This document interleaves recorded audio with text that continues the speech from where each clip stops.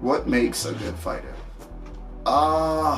That's, I don't know. I've never been able to answer that question. One, I never thought about what the answer to that question is. But for me, when I look at all like the top level fighters that I consider good, all right, they don't think they're good. They're always striving to be better than who they were yesterday or who they were their last fight, because you're only as good as your last victory, all right? And they're the fighters that go back, they watch their footage, and they say, wow, I suck, or not so much I suck as I didn't do as well as I thought I did. Yeah, I got the W, but I messed up right here, and I need to fix this.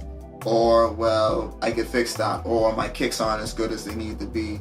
My striking isn't as good as they need to be. I don't mix my combos enough. I'm not, as fluid as I want to be. They're the guys that are in the gym, and they know why they're in the gym, putting in the work. I think that would be my definition of a good fighter, one of the attributes a good fighter has. But to say, that person's a good fighter, or that person's a good fighter, I am a certified trainer, actually. I got my certification, 4 years ago? I renew it every 2 years. But it's specific to MMA. So the Bahamas has a pretty big fitness culture, believe it or not. We have a lot of personal trainers on the island. We got a lot of fat people on the island, but we have a lot of personal trainers, a lot of guys who actually know what they're doing. They can get you in shape and whatnot. And I wanted to be able to offer something different. So I went off the search that pertained to what it is that I do, fighting. I want to give people a different experience when they come to the gym. You don't have to lift weights. We could just kick, punch, roll around, make it fun, make it different. Because lifting weights gets boring after a while. As much as I have to do it, it's boring. It's boring, and you get sore, and you just, you don't see the point.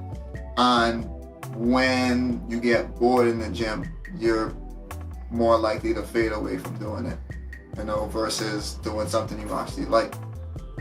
Everyone's like, join a gym. You don't have to join a gym. We have all this land around us. We have all these landmarks. There it is. We got the fort. We got Fort Montague. We got Fort Charlotte. Okay, we got the beaches. We could run the sand. We could swim up to the buoys. We could kickbox in the sand. We could all that stuff outside. You don't have to regulate yourself to the gym. If that's not what you want to do, here we go. We could do burpees. We could do sprawls, burpees. We can do different partner drills. We can spar if you want to. I'll let you throw punches at me. It's no big deal. But if that's what it's going to take to get you in shape, then I'm all for it. A lot of people ask me when they come on board, do I have to get hit?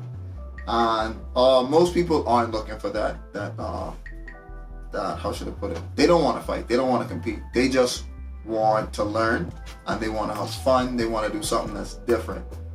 But if someone did want to get ready for a fight, I would be able to get them prepared for a fight. As a fighter, I know what it takes to get to a certain level. All right, what level you have to be to step inside that ring. And I am more than able to bring a person to that level. Why? Because it's not just me, especially if I have clients that are interested in competing. It wouldn't just be me. I have a team of people that I would have to bring on to be like, hey, let's get this dude ready to compete. Because it's more than just kicking and punching. It's more than just, is your cardio right? On certain skills, I know, how should I put it? I know that I lack in certain areas. So I have a coach, a strength and conditioning coach. I'd have to bring him on. Be like, hey, look, this person needs to be stronger. He knows more about that than me. And I don't have any problem saying, this guy is more of a specialist in this area than I am. And I think that's what most fighters need. A lot of fighters, and that's what fighting has evolved to these days anyway. Fighting back then was you had one coach, and he was in charge of everything. He was in charge of your cardio, your strength and conditioning, your striking. And that doesn't float, because that's too much for one person to take on, especially when you're dealing with more than one fighter. You know, you need to be able to say, all right, this dude is just in charge of your strength and conditioning. Now, my strength and conditioning coach, he's also well versed in martial arts because he has to cater my strength and conditioning to my sport. He can't have me working out like a bodybuilder. That doesn't make sense. You know, I have to work out like an athlete. I have to be explosive. I have to be flexible. I have to be fast. I can't be stiff. I can't be rigid. So you have to train your fighters like fighters, not like bodybuilders, not like basketball, players, not like football players. So, yeah.